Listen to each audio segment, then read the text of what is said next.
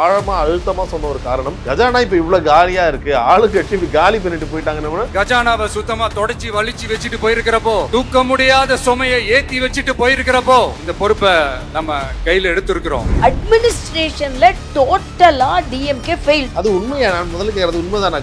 கஜானா காலியா தான் இருக்கு. ஏற்கனவே 10 லட்சம் கோடி கடன் இருக்கும்போது ஒரு வட்டியே. ஸ்டாலின் அவர்கள் இப்பவே அறிக்கை விட ஆரம்பிச்சிட்டாரு, நீங்க எடுத்த உடனே இப்படிலாம் சொல்ல ஆரம்பிக்காதீங்க. டீலிமிட்டேஷன் வராது, வந்தாலும் தமிழ்நாட்டுக்கு எந்த பிரச்சனையும் இருக்காது. தம்பி விஜய் அவர்கள் மத்திய மாநில அரசுகளோடு இணக்கமா இருந்து நல்ல திட்டங்களை தமிழகத்திற்கு கொண்டு வர வேண்டும்.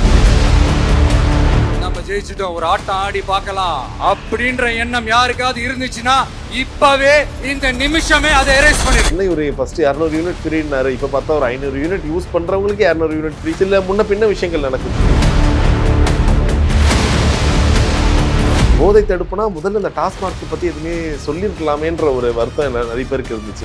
இல்ல அதுல போதை பொருள் கலாச்சாரம், நம்ம பசங்களை அதுல இருந்து காப்பாற்ற வேண்டியது நம்ம அரசனுடைய பொறுப்பு. என்னென்ன முயற்சிகள் எடுக்கணும் இன்னில இருந்து அதை நான் எடுப்பேன். விஜய் அவர்கள் ஆளுநரை பார்க்க போறாரு, திரும்ப வீட்டுக்கு போறாரு, யூட்டன் போட்டு வராரு. தாமதப்படுத்துவது ஆளுநர் இல்ல, தாமதப்படுத்துவது அண்ணன் திருமாவளவன் தான்.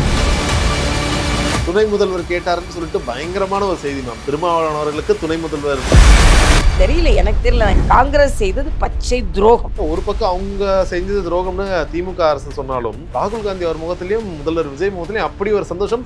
அது அது அது டிஎம்கே அலையன்ஸ்ல இருந்த மொத்த பார்ட்டியும் இப்போ இங்க இதுல ரொம்ப வந்திருக்கு. மாறுபாடு இல்லன்னு நான் நினைக்கிறேன். இதுல என்னமோ ரொம்ப பெருமைப்படக்கூடியது. பாமக கேட்டிருக்கலாமே 5 சீட். இல்ல, நான் அதான் சொல்றேன், தீய சக்தின்னு சொன்னவங்களோட ஓட்டையும் தானே இவங்க வாங்குனாங்க. நான் ஒன்னும் பெரிய மன்னர் பரம்பரையில இருந்தெல்லாம் வந்துடல. த்ரிஷா அவங்க வந்தது அவ்வளவு அழகா வராங்க, அவங்க வந்தோடனே அப்படி ஒரு சத்தம் கேக்குது. அது உடனே பேசுறாங்க, இவங்க எதுக்காக இவங்க வந்தாங்க, இவங்க நண்பர்னா இங்க வரலாமா? என்ன பொறுத்தவரையில இது வேறு மாதிரி ஒரு கிரவுட். என்ன ஒரு மாற்றம் நீங்க பாருங்க. சம்மர் வந்தாச்சு, எங்க கிட்ட விட்டுருங்க, நாங்க பாத்துக்கிறோம். GT Holidays, South India's #1 travel brand. Max Gold, cash for gold. Call 044-4545-4545. Ramraj white shirts இந்த சம்மரை கூலா சமாளிக்கலாம். ஹலோ மேம், வணக்கம். வணக்கப்பா. வணக்கம். சுட சுட ஒரு நேர்காணல் சொல்லுவாங்கல்ல. கடந்த ஒரு வாரமா என்ன நடக்க போகுது, ஏது நடக்க போகுதுன்னு ரொம்ப ஒரு பரபரப்பான சூழல். இன்ஃபேக்ட் நேற்று நாங்கள் ரொம்ப மும்முரமாக உங்களுடைய நேர்காணலுக்கு ட்ரை பண்ணோம். ஏன்னா தமிழிசை அம்மாவும் கவர்னரா இருந்தவங்க, அவங்களுக்கு இன்னும் டீட்டெயில்ஸ் தெரியும் என்னதான் நடக்குது, ஏன் இந்த பிரச்சனைன்னு. பட் அதை தாண்டி இன்னைக்கு சி ஜோசப் எனும் நானு முதலமைச்சராக ஒரு பதவி ஏற்றுக்கிட்டாரு. நீங்க இன்னும் அதை நேர்லயே பார்த்துட்டு இங்க உட்காந்துட்டு இருக்கீங்க. உங்களுக்கு எப்படி இருக்கு இந்த ஒரு பெரும் மாற்றம்? முதலில் ஜோசப் விஜய் அவர்களுக்கு தம்பின்னு சொல்லுவேன், இப்போ முதலமைச்சர்னு சொல்லணும், வாழ்த்துக்கள். ஏன்னா எந்த அரசியல் கட்சி தலைவராக இருந்தாலும், எந்த அரசியல் கொள்கையை உடையவர்களாக இருந்தாலும் ஒரு புதிய ஆட்சியை அமைத்திருக்கிறார்கள். அது நம் தமிழ்நாட்டின் முதலமைச்சர்னா எல்லாருக்கும் அவர் தான் முதலமைச்சர். ஆக முதலமைச்சராக பொறுப்பேற்று இருக்கிறார். அது கட்சி எல்லை தாண்டி நான் அவருக்கு எனது வாழ்த்துக்களை சொல்லிக் கொள்கிறேன். அதே மாதிரி எங்களது நம் பாரத பிரதமர் அழகான தமிழில் இன்னைக்கு ட்வீட் போட்டிருக்காரு.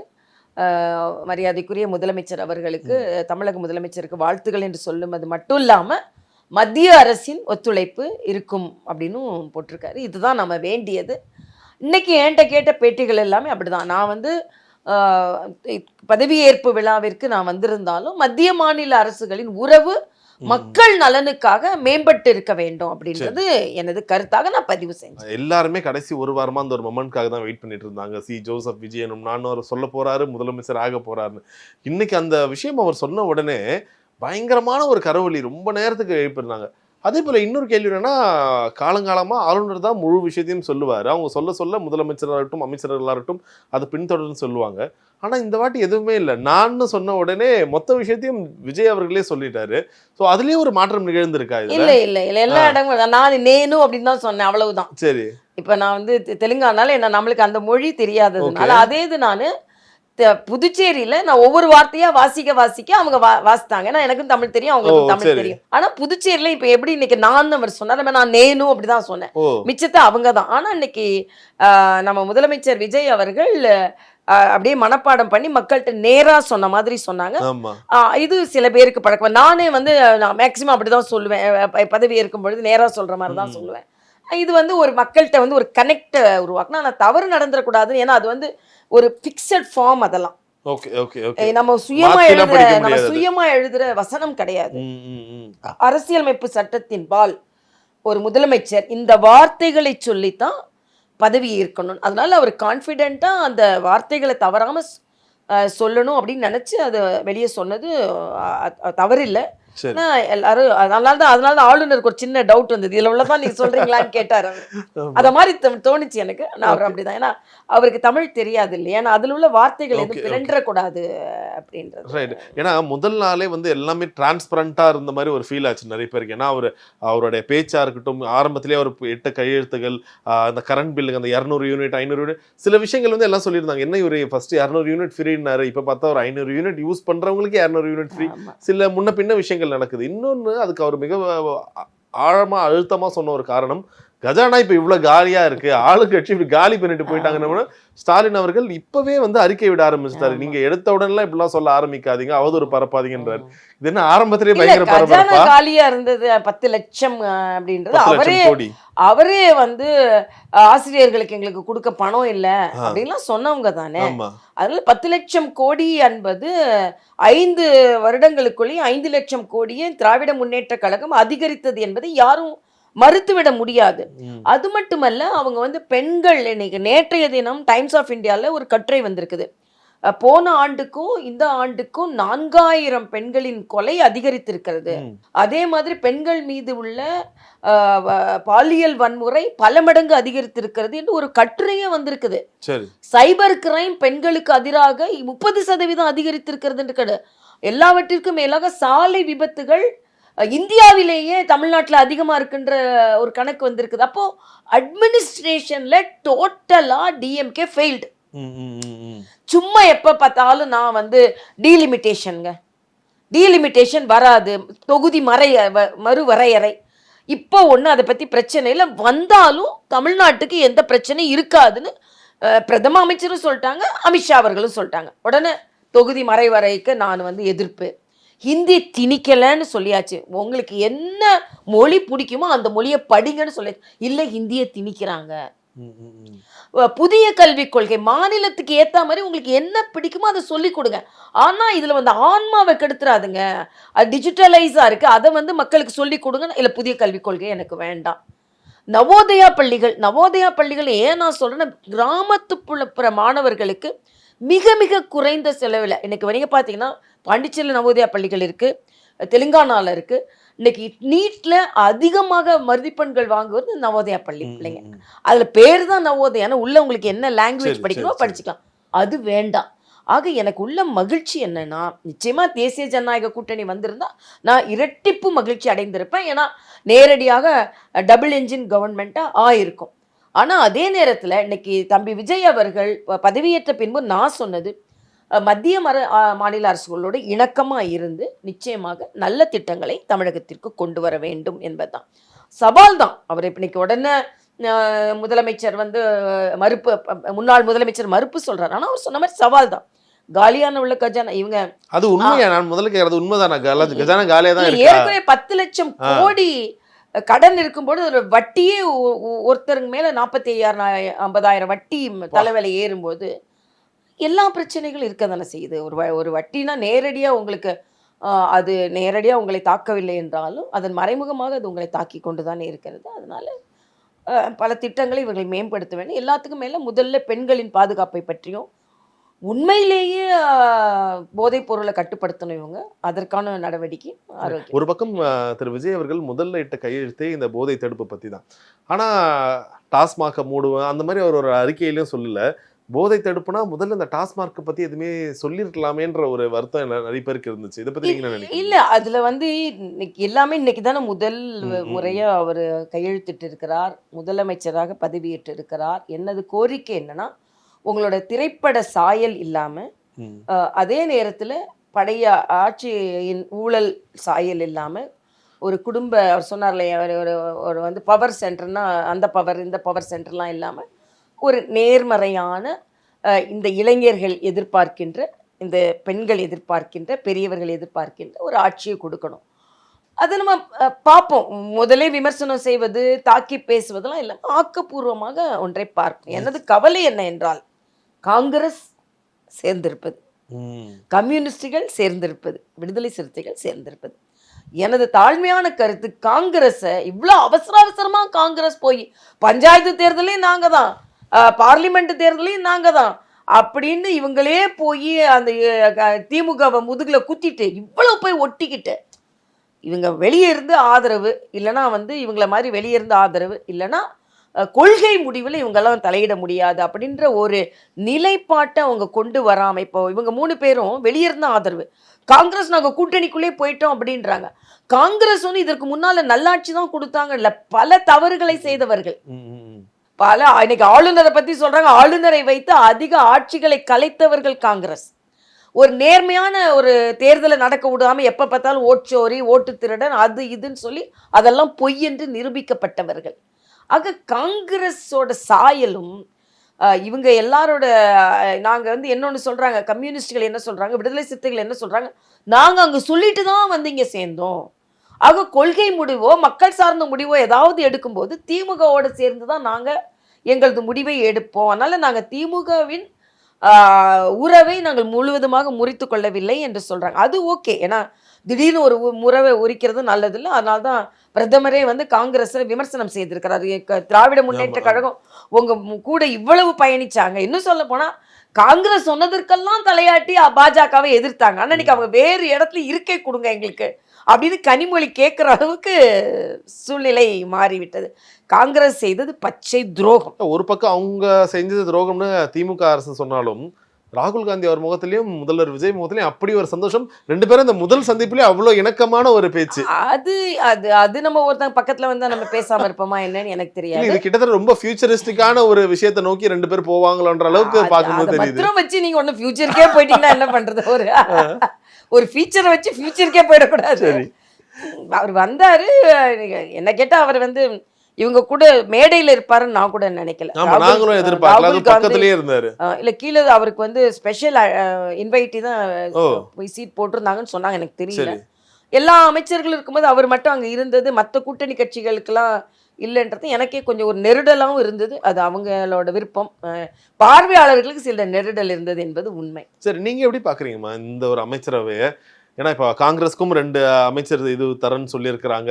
ஸோ முதல்ல பதவி எடுத்துக்கிட்ட இந்த 9 பேர் திரும்ப செங்கோட்டையன் ஐயா வேற. ஏன்னா விஜய் அவர்களுக்கு எந்த அளவுக்கு ஒரு கரகோஷம் இருந்துச்சோ, செங்கோட்டையன் அவர்கள் பதவி ஏற்கும் போது பயங்கரமான ஒரு சத்தம். அது நான் தமிழக அந்த இளைஞர்களை நான் பாராட்டுறேன். ஏன்னா ஒரு இளைய ஈர்ப்பு அப்படின்னு எல்லாரும் நினைச்சுக்கிட்டு இருந்தாங்க. ஆனா அதே நேரத்துல ஒரு ஒரு ஒரு முதிர்ச்சி அடைந்த ஒரு அரசியல்வாதிக்கும் என்ன மரியாதையை கொடுக்கணுமோ அந்த டிவிகே தம்பிகள் அதை கொடுத்தாங்க. உண்மையிலே நான் அதை பாராட்டுறேன். அதே மாதிரி அவர் வந்த உடனே எல்லோருமே ஸ்டாண்டிங் ஓவேஷன்ல நின்னாங்க. மற்றவங்க எல்லாரும் உட்காரும் போது கூட மரியாதைக்குரிய செங்கோட்டையன் அவர்கள், எனக்கு நான் ரொம்ப சின்ன வயசுல இருந்து எனக்கு செங்கோட்டையன் அவர்களை தெரியும். நான் அப்பா அரசியல்வாதியா இருந்ததுனால அதனால அவருக்கு எந்த அளவுக்கு ஒரு மரியாதையான ஒரு நிலைப்பாடு இருக்கிறதுன்றது எனக்கு தெரியும். ஆக அவர் பதவி ஏற்கும் பொழுது முதலமைச்சர் விஜய் முதற்கொண்டு அத்தனை அமைச்சர்களும் நின்று அவர் கூட நின்று பதவி ஏற்றது அவருக்கு கொடுக்க வேண்டிய மரியாதை கொடுத்தார். ஒரு புதிய கட்சியில் ஒரு முதிர்ச்சி அடைந்தவர், முதிர்ச்சினா என்ன, அரசியல் முதிர்ச்சி அடைந்தவருக்கு கொடுக்க வேண்டிய மரியாதையை அவர்கள் கொடுத்தார்கள். ஆக இந்த எண்ணமும் இந்த மரியாதையும் எல்லா நேரமும் தொடர்ந்து மரியாதை கொடுக்க வேண்டிய இடத்தில் மரியாதை கொடுத்து, அதே நேரத்தில் இளைஞர்களுக்கு ஊக்கம் கொடுக்க வேண்டிய இடத்தில் ஊக்கம் கொடுத்து, எனக்கு அமைச்சரவை பட்டியல் எனக்கு மகிழ்ச்சி தான். ஏன்னா அந்த கீர்த்தனா அவங்க ரொம்ப இளைய பெண்ணா இருக்காங்க, ஒரு நல்ல சுறுசுறுப்பா அவங்க இருக்காங்க. மருத்துவர்கள் 2 பேர் இருக்காங்க. அதில் IFSஆ இருந்து உயர் அதிகாரி மருத்துவராக இருக்காங்க. அதுக்கப்புறம் ராஜ்மோகன் போன்ற உங்களை மாதிரி ஊடகவியலராக இருந்து என்கிட்ட நிறைய பேட்டி எடுத்திருக்கிறாரு. அத மாதிரி ஒரு ஜனரஞ்சகமா சாமானியர்களில் இருந்து தேர்ந்தெடுக்கப்பட்ட தம்பிகளும் இருந்தாங்க. அதே மாதிரி சகோதரர் சீமானை தோற்கடித்தாங்க தம்பி. அவங்க எல்லாம் ஒரு சவாலான சூழ்நிலையில் தலைவர்களை எதிர்த்து நின்றவர்கள். என்னை எதிர்த்து நின்ற ஆடிட்டர் வெங்கட்ராமன் அவர்களும் அங்க அமைச்சரா பதவி ஏற்றார். ஆனா எதிர்த்து நிக்கிறது சொல்லல, நாம களத்துல எல்லாரும் இருந்தோம். பட் எல்லாருமே ஒரு படித்தவர்கள், இளைஞர்கள், வருங்காலத்தை பற்றிய ஒரு நல்ல ஒரு எதிர்கால கனவு கொண்டவர்கள். அதனால எனக்கு அமைச்சரவை பட்டியல் இதுவரைக்கும் உள்ள அமைச்சரவை பட்டியல், அப்புறம் காங்கிரஸ்ல யாரா போறா, என்ன சண்டை வரப்போகுது, எல்லாம் என்ன எனக்கு கொடுக்க தெரியல. போறாங்க, ஆமா, என்ன துணை கொடுக்க அவங்கள போய் போறாங்க. இவங்க கெடுத்துடக்கூடாதுன்னு தான் என்னோட எண்ணம் அதுதான். காங்கிரஸ் போய் இவங்களை கெடுத்துடக்கூடாதுன்ற எண்ணம் தான் என் மனசுல இருக்கு. சரி, நீங்க எப்படி சொல்றீங்க? இன்னொரு பக்கம் என்னத்தமா சொல்றாங்க, ஒருவேளை பிஜேபி மட்டும் ஏடிஎம்கே கூட அலையன்ஸ் இல்லைன்னா விஜய் அவர்கள் எப்போ ஏடிஎம்கே கூட சேர்ந்திருப்பாங்க. இது மட்டும் தான் ஒரு பெரிய நெருடலா இருந்துச்சு. பிஜேபி ஒரு சீட்டோட வின் பண்ணியிருக்காங்க. அப்படி இல்லைன்னா ஏடிஎம்கே கூட சேர்ந்துட்டு இருப்பாருப்பா விஜய் எப்போ. இப்படி ஒரு பேச்சு அடிப்படுது. உண்மையா? யூகங்கள் எவ்வளவு வேணாலும் சொல்லலாம்ப்பா. யூகங்கள் அப்படி சொல்லலாம். நான் ஏற்கனவே சொன்னேன், காங்கிரஸுக்கு இன்னைக்கு காங்கிரஸ் லெட்டர் போய் சேர்றதுக்குள்ள போய் உள்ளே உட்கார்ந்து பஞ்சாயத்து பார்லிமெண்ட் எல்லாத்துலயும் நான் உங்க கூட தான் இருப்பேன் அப்படின்னு சொல்றாங்கன்னா, ப்ரீ போல்லே அவங்களுக்கு இவங்க கூட சேரணும்னு ஒரு ஆசை இருந்து. அதனால தான் நான் அடிக்கடி என் பேட்டிகள்லே சொல்லியிருக்கேன், காங்கிரஸ்காரர்களுக்கு சூரியனை பார்த்து கும்பிடுறதோட விசில் அடிக்க தான் ஆசையா இருக்கு அப்படின்னு சொல்லிட்டு இருந்தேன். அதை அவங்க போஸ்ட் போல ஆனா அது ஒரு வகையில தப்பு இல்ல. எந்த ஒரு இடத்துல உங்களுக்கான ஒரு மரியாதை கொடுக்கறதுக்கு ஒரு தாமதம் ஏற்படுது. ஏன்னா ஸ்டாலின் அவர்கள் முதல்ல அவர் அந்த ஒரு ஆக்ஷன் காமிச்சதே எப்போனா காங்கிரஸ்க்கு அந்த ஒரு சீட்டு இதெல்லாமே ஒதுக்கிட்டு, ஏன்னா அவங்க கிட்ட 40க்கும் மேற்பட்ட சீட்டு, இவர் 30ல் நான் முடிச்சிட்டேன்ற சந்தோஷத்துல தான் இப்படி அதை காமிச்சாரு. ஆனா இப்ப பார்த்தா அதே காங்கிரஸ் திரும்ப அவரை பார்த்து இப்படி காட்டுற மாதிரி செயல் இல்லாம செயல்ல செஞ்சுட்டாங்க. இல்ல ஆனா அந்த இப்படி காமிச்சது சொல்றீங்க. ஆனா கையை பிடிச்சி தூக்கிட்டு நிற்கும் போது அது காங்கிரஸ் அது எல்லாம் இன்னைக்கு காங்கிரஸ்ல எம்பிக்கள் இருக்கிறாங்க, எம்எல்ஏக்கள் இருக்கிறாங்கன்னா அதுக்கு நிச்சயமா திமுகவுடன் பங்கு இல்லாம இல்லை. ஏன்னா காங்கிரஸோட பலம் நமக்கு தெரியும். போன முறை தேர்தலே காங்கிரஸை சார்ந்த தலைவர்களே திமுக கூட ஏன் நாங்க இருக்கிறோம்னா நம்மளுக்கு பூத் கமிட்டியில கூட ஆள் இல்லைன்னு காங்கிரஸ் ஒப்புக்கொண்டு தான் ஆனாங்க. ஸோ திடீர்னு முதுகுல குத்திட்டு ஓடி வர்றதுன்றது அரசியல்ல பெரிய அது ஒரு அநியாயமானது தான். அதே போல விஜய் அவர்கள் ரொம்ப திட்டவட்டமா இருந்தாரா? ஏடிஎம்கே அலையன்ஸ் கூட இருக்க பாமக கூடயோ இல்ல பிஜேபி கூடயோ இவங்க யாரோட சப்போர்ட்டையும் அவர் பெருசா கேட்கல. எல்லாமே பாத்தீங்கன்னா டிஎம்கே அலையன்ஸ்ல இருந்த மொத்த பார்ட்டியும் இப்ப இதுல ரொம்ப மாறுபாடு இல்லைன்னு நான் நினைக்கிறேன். இதுல என்னமோ ரொம்ப பெருமைப்படக்கூடியது. பாமக கேட்டிருக்கலாமே 5 சீட். இல்ல நான் அதான் சொல்றேன், நீங்க இங்க தீய சக்தின்னு சொன்னவங்களோட ஓட்டையும் தானே இவங்க வாங்கினாங்க. அதனால அதுல கேட்கல, அவங்களே கொடுக்கறது தயாரா இருந்தாங்களான்னு எனக்கு தெரியாது. நாம கேட்கலன்னா பாமக கொடுக்க தயாரா இருந்தாங்களா, அதிமுக கொடுக்க தயாரா இருந்தாங்களா? ஏன்னா அவங்க தேசிய ஜனநாயக கூட்டணியில அவங்க ஒற்றுமையா இருந்தாங்க. அவங்க யாருமே வெளியே வரணும்னு நினைக்கல.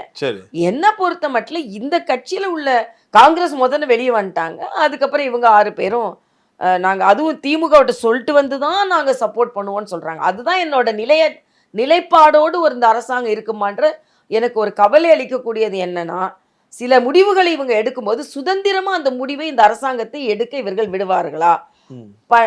சென்ற அரசின் அந்த நிழலாக அவர்கள் செய்த சில கொள்கை முடிவுகளை இவங்க எடுக்க விடாம செஞ்சாங்கன்னா மறுபடியும் ஒரு குழப்பம் வருமே அப்படின்றதான் எனது கவலையாக இருக்கு. நேத்து கிட்டத்தட்ட இருக்கிற எல்லா ஊடகங்களுமே இருந்த இடம் அண்ணன் தொல் திருமாவளவனோட கட்சி அலுவலகம் தான். என்ன நடக்க போகுது, அந்த 2 சீட்டு தானே கொடுத்துருங்க தலைவான்னு அவங்க கட்சிக்காரர்களே அவ்வளோ சப்போர்ட் பண்ணாங்க. இருந்தாலும் அவ்வளோ இழுபறிக்கு நடுவில் தான் கொடுத்தாரு. ஆனால் இது ஒரு பேராபிளிக் ஸ்டேட்மெண்ட் மட்டும் தான். நான் உங்களுக்கு ஆதரவு தரேன், ஆனால் என்னோட நிலைப்பாடு டிஎம்கே கிட்ட தான் இருக்கு. இதை எப்படி நம்ம புரிஞ்சுக்கலாம்? இன்ஃபேக்ட் அவர் இன்னைக்கு பதவியேற்பு விழாக்கும் ராகுல் காந்தி வராங்க, எல்லாமே வராங்க. ஆனால் திருமாவளவன் அவர்களுக்கு அழைப்பு விடுக்கப்படலையா இல்லை அவர் வரலையான்னு தெரியல. நீங்க எப்படி பாக்குறீங்க இது? இல்லை, அங்கே மரியாதைக்குரிய சண்முகம் அவர்கள் பாலகிருஷ்ணன் அவர்கள்லாம் வந்திருக்கும் போது அப்போ அவருக்கும் அழைப்பு எனக்கு தெரியல, விடுக்கப்பட்டிருக்க முடியாது என்பது எனது கருத்து.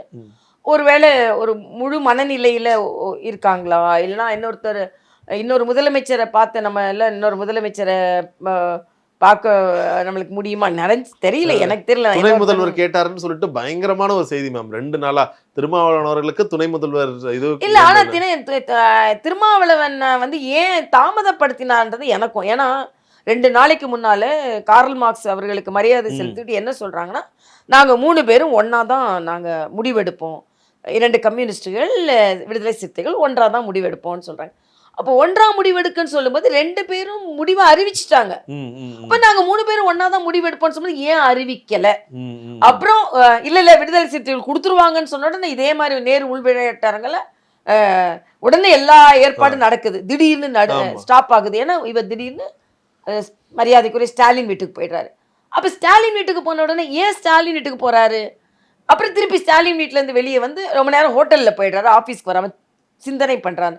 அப்ப தாமதப்படுத்தி, அப்பதான் நான் ஒரு பேட்டியில கூட சொன்னேன், தாமதப்படுத்துவது ஆளுநர் இல்ல, தாமதப்படுத்துவது அண்ணன் திருமாவளவன் தான். ம், ம், ம். ஏன்னா நீங்க அவங்க முடிவு எடுத்த பிறகு ஏன் இது உங்களுக்கு இந்த தாமதம் வந்தது, இதெல்லாம் வந்து ஆனா நீங்க எப்படி சொல்றீங்க? இன்னொரு பக்கம் வந்து நிறைய எடுத்துக்காட்டோட சொன்னாங்க. கலைஞர் அவர்கள் கிட்டத்தட்ட 94 96 சீட்டோட அவரை ஆட்சி அமைக்கலாம் கூப்பிட்டாங்க. ஆனா ஆளுநர் இந்த வாட்டி வந்து கொஞ்சம் வேணும்னே தாமதப்படுத்துறாரா? இது வந்து சென்ட்ரல்ல இருந்து அவருக்கு கொடுக்கப்படுற பிரஷர். ஏன்னா நேத்து ஒரு நாள்ல மட்டும் விஜய் அவர்கள் ஆளுநரை பார்க்க போறாரு, திரும்ப வீட்டுக்கு போறாரு, யூட்டன் போட்டு வராரு, திரும்ப பார்க்க முடியாது, அவ்வளோ அழைக்கப்பட்டாரு. சோ அதுக்கான அழைக்கழிக்கன்னு சொல்ல முடியாது. சரி. ஆளுநருக்குன்னு என்ற ஒரு அவங்களுக்குன்னு புரோட்டோகால் இருக்கு. இப்ப இந்த டைம்ல நீங்க கொடுக்கணும்னா இப்ப நான் ஆளுநராக இருக்கும்போது எங்க அம்மாவே அப்பாவே கூட வந்தா கூட 11 மணிக்கு வரேன்னா அவங்க 11 மணிக்கு தான் வரணும். சரி, அதுக்குன்னு ஒரு சட்ட விதிகள் இருக்கிறது. அதனால விஜய் போயிட்டாருன்றதுக்காக அந்த நேரம் ஆளுநரின் அப்பாயின்மெண்ட் இல்லைன்னா அவர் திரும்பி வரதான் செய்யலாம். ஆனா ஆளுநர் வந்து கேரளாக்கு போறத வந்து தவிர்த்துட்டு இன்று இருந்து பதவி பிரமாணம் செய்து விட்டு போயிருக்கிறார்.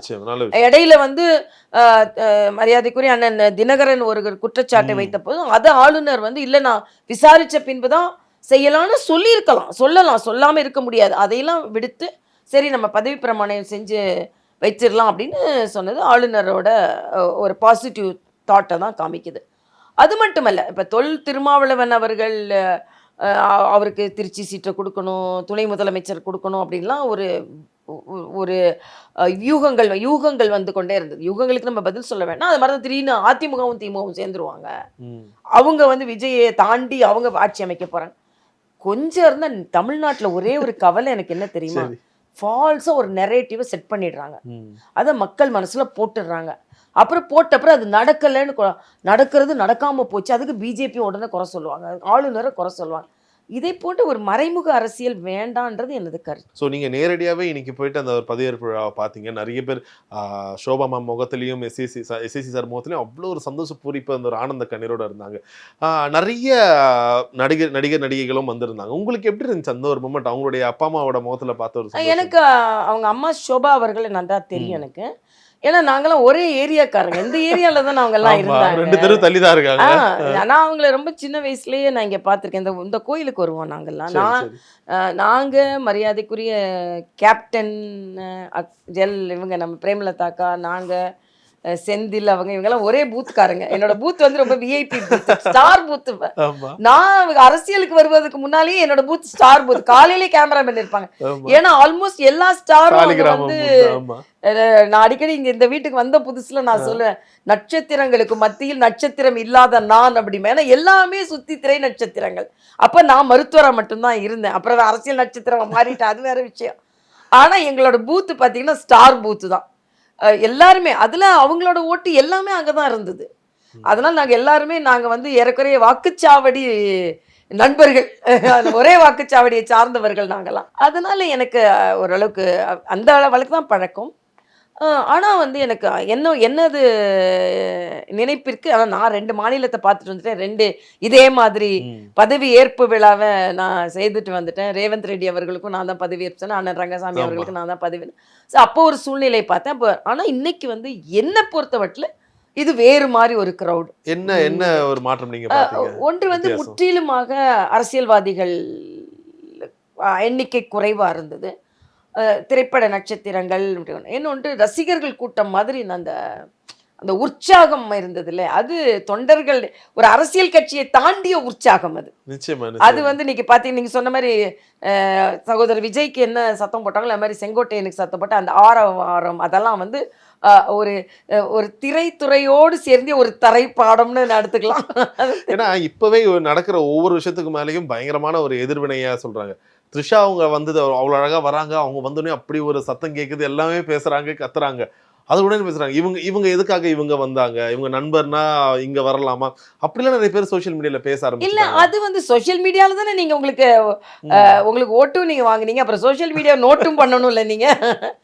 இதெல்லாம் இருக்குங்க எப்பவுமே. இப்போ எங்களையும் எழுதுவாங்க, என்னையும் எவ்வளவோ எழுதுறாங்க. இப்போ நானே ஏன் அங்கே போனேன்னு கேட்பாங்க, ஏன் போகலன்னு கேட்பாங்க. அதனால வந்து நீங்க டிவிக்கேல செய்யற வாய்ப்பு கூட எல்லாம் சொல்றாங்க. அது கரெக்ட், அது கரெக்ட் இல்ல அது கேட்கறது கரெக்ட், நான் தப்பு. அது எனக்கு வந்து பாஜக வந்து நான் வந்து எங்க அப்பாவையே எதிர்த்து நான் பாரதிய ஜனதா கட்சியில இணைந்து பணியாற்றி கொண்டு இருக்கிறேன். தாமரை மலர்ந்தே தீரும்னு என்னோட குரல் வந்து என்னைக்குமே ஓங்கி ஒலிக்கத்தான் செய்யும். இன்னும் தமிழகத்துல தாமரை மலரும் வேண்டும் என்பதுல விசில் சத்தத்தோட ஓங்கி ஒலிக்கக்கூடியவள் நான், அந்த சத்தத்தை விட. அதனால தாமரை மீது எனக்கு இருக்கின்ற அந்த ஈடுபாடு, எனக்கு அது மோடி அவர்கள் மீது இருக்கின்ற அந்த ஈடுபாடை யாராலையும் குறைக்க முடியாது. அது வேற இது வேற, அப்படிதான். அது சரி, இது சரி. நட்பா இருக்கிறது தப்பு இல்லை அப்படின்னு நான் நினைக்கிறேன். எக்ஸலன்ட். சம்மர் வந்தாச்சு, எங்க கிட்ட விட்டுருங்க, நாங்க பாத்துக்கிறோம்.